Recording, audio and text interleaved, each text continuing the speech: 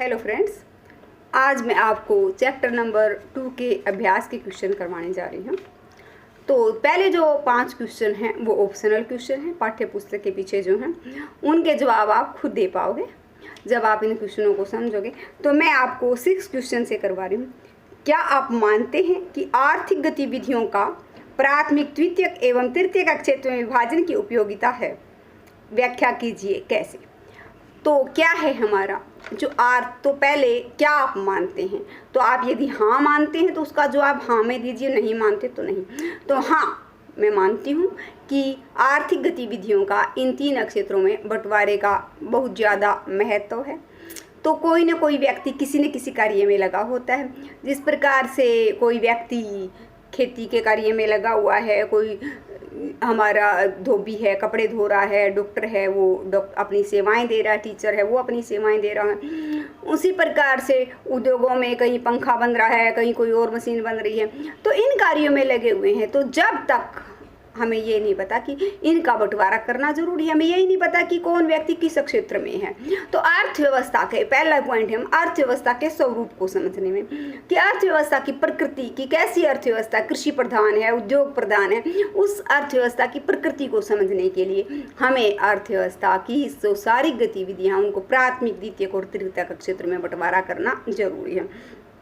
फिर देश के विकास को समझने में, कि जैसा कि हम जानते हैं कि जिस देश का प्राथमिक क्षेत्र पर निर्भरता ज़्यादा है, जिसकी जनसंख्या कृषि कार्यों में ज़्यादा लगी हुई है, वो देश क्या कहलाता है? हमारा अल्प विकसित देश कहलाता है। और जो दूसरे क्षेत्र की तरफ रुझान जिसका ज़्यादा है और कृषि में आधुनिक मशीनों का प्रयोग हो रहा है और दूसरे उद्योगों की तरफ रुझान बढ़ रहा है, वो विकासशील देश है। और जिस देश में दूसरे से तीसरे क्षेत्र की, जिसका सेवा क्षेत्र सबसे बढ़िया है, ज़्यादातर जनसंख्या सेवा क्षेत्र पर निर्भर है, वो देश क्या कहलाता है? विकसित देश कहलाता है।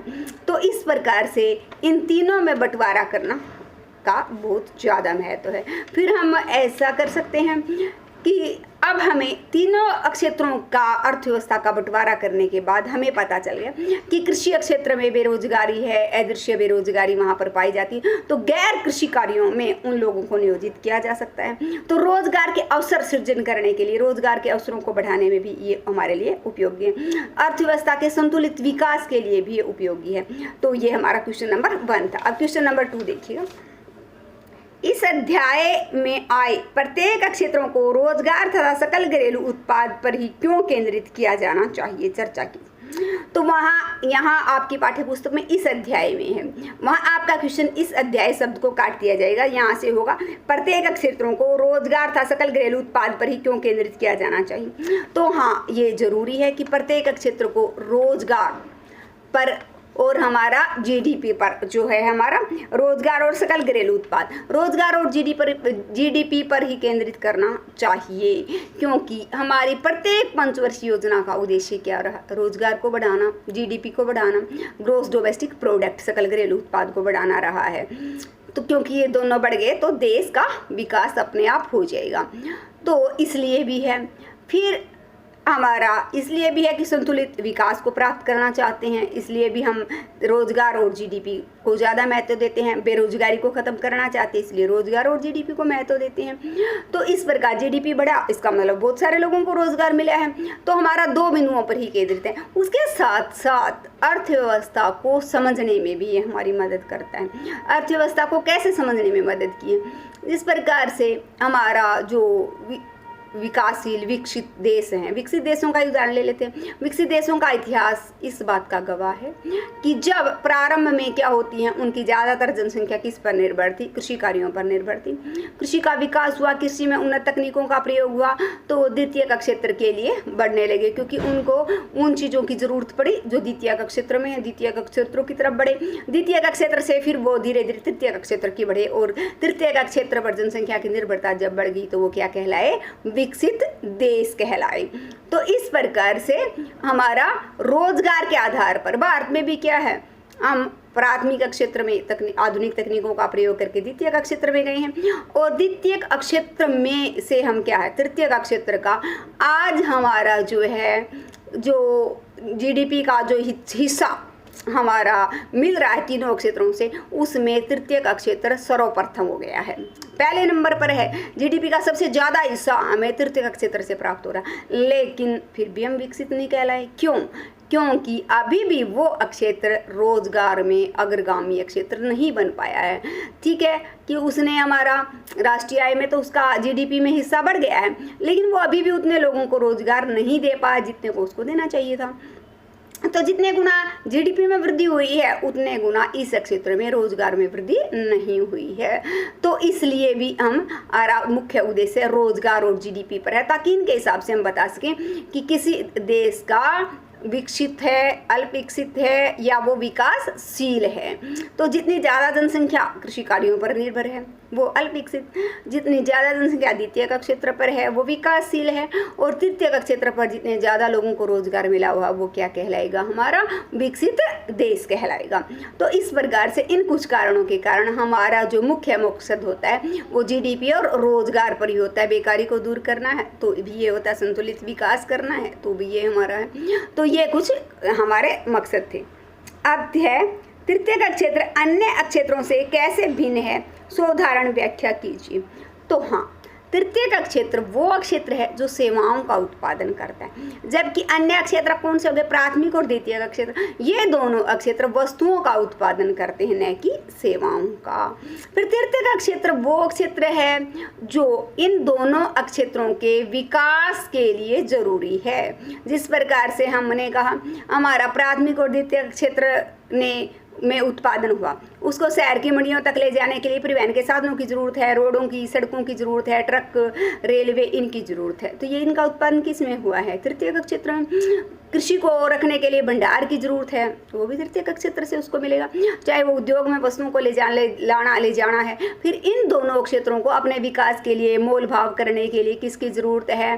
संचार के साधनों की ज़रूरत है, जो तृतीयक क्षेत्र से मिल रहा है। तो तृतीयक क्षेत्र से प्राथमिक और द्वितीयक क्षेत्र का सीधा विकास होता है कि तृतीयक क्षेत्र में सेवाएं जितनी ज़्यादा होंगी, प्राथमिक और द्वितीयक क्षेत्र का विकास उतना ही ज़्यादा होगा। कुछ डायरेक्टली इफेक्ट करते हैं, कुछ इनडायरेक्टली, शिक्षा है, स्वास्थ्य, ये इनडायरेक्टली इफेक्ट करते हैं कि इनसे उत्पादन पर अप्रत्यक्ष रूप से इनका उत्पादन पर प्रभाव पड़ता है।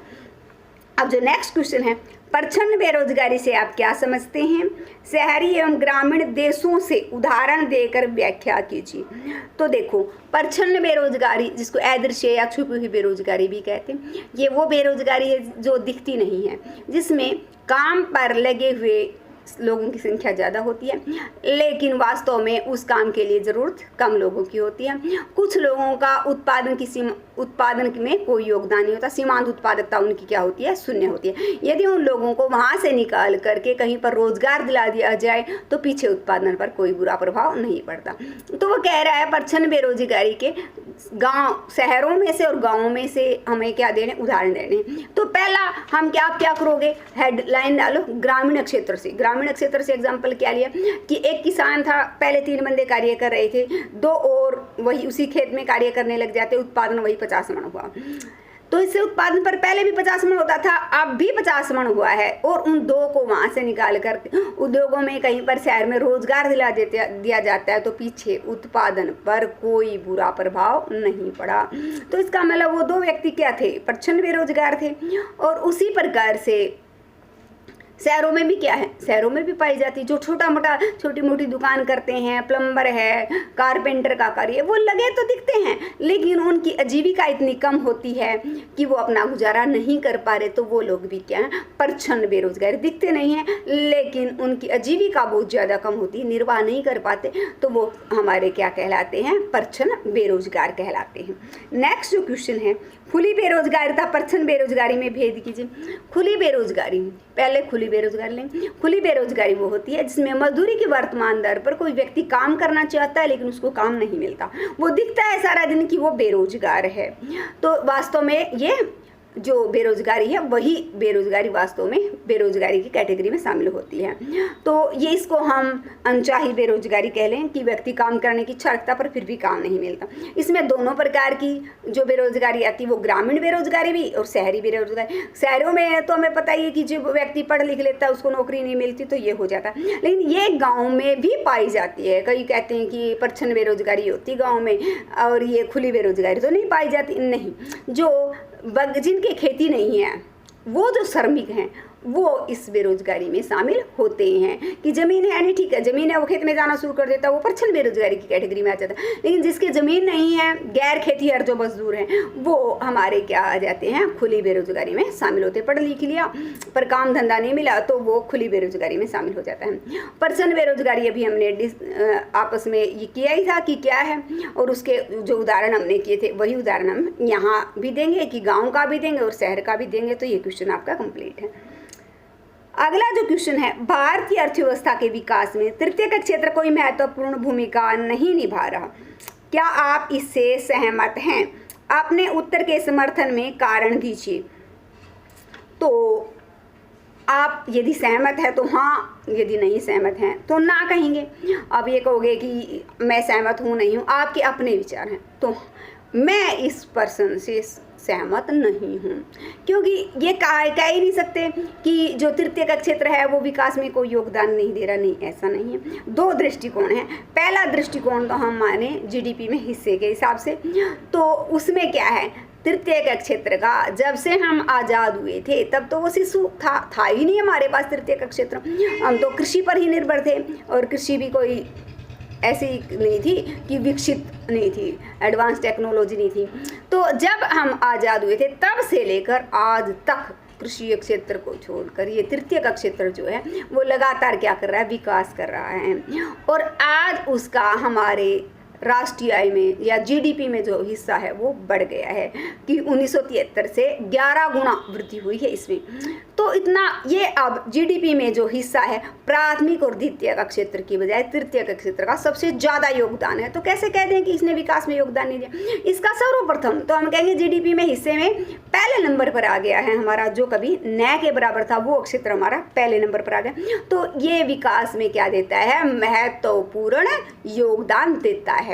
दूसरा, रोजगार की दृष्टि से ले लीजिए। ऐसा नहीं है कि आप सोचो कि बहुत सारे बुकों में ये लिख देते हैं बच्चे की रोजगार नहीं दिया, नहीं। प्राथमिक और द्वितीय का क्षेत्र में ठीक है जनसंख्या ज़्यादा निर्भर है, लेकिन तृतीय का क्षेत्र का जब से हमने आज़ादी प्राप्त की थी उसके बाद से लगातार रोजगार में वृद्धि हो रही है। ये ठीक है कि जीडीपी में उसका हिस्सा 11% बढ़ा है, रोजगार में बहुत ही कम बढ़ा है कि लगभग 3%, 2.57, तो इतना बढ़ा है। तो इसलिए ये कह सकते हैं जितना रोजगार इसको देना चाहिए उतना रोजगार नहीं दे रहा। लेकिन ये इसके महत्व को हम नकार नहीं सकते कि इसने कुछ नहीं किया, विकास में योगदान दिया है, लेकिन जितना रोजगार देना चाहिए था उतना रोजगार ये क्षेत्र नहीं दे पा रहा। तो इसके बावजूद हम ये नहीं कहेंगे कि विकास में योगदान नहीं, विकास में इस क्षेत्र का काफ़ी योगदान है। तो ठीक है बच्चों, नेक्स्ट लेक्चर में मैं आपको बचे हुए नेक्स्ट क्वेश्चन कराऊंगी। Thank you.